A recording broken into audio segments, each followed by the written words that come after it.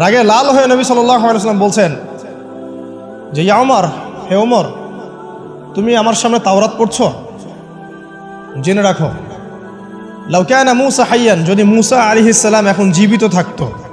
তাওরাত কার উপর নাজিল হয়েছে? মূসা। তাওরাত পড়ছো আমার সামনে, তাওরাত যার উপর নাজিল হয়েছে সেই মূসা আলাইহিস সালাম যদি জীবিত থাকতো এখন, ফাত্তাবা'তুমুহু, আর তোমরা আমাকে বাদ দিয়ে তার অনুসরণ করতে, ওয়া তারাকতুমুনি, আমাকে ছেড়ে দিতে, লা দালালতুম আন সাওয়াইস সাবিল, তাহলে তোমরা অবশ্যই পথভ্রষ্ট হয়ে যাবে। তাওরাত পড়ছো, এখন যদি মূসা আলাইহিস সালামও জীবিত থাকতো আর তোমরা আমাকে বাদ দিয়ে নবী মূসার অনুসরণ করা শুরু করতে, তোমরা অবশ্যই জাহান্নামী হয়ে যাবে।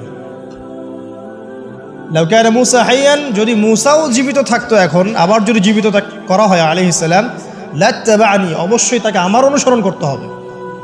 এটা কি বুঝতে পারছেন?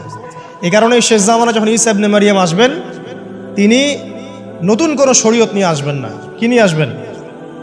তিনি মুহাম্মদ সাল্লাল্লাহু আলাইহি ওয়াসাল্লামের অনুকরণ রূপেই পৃথিবীতে আসবেন ইনশাআল্লাহ।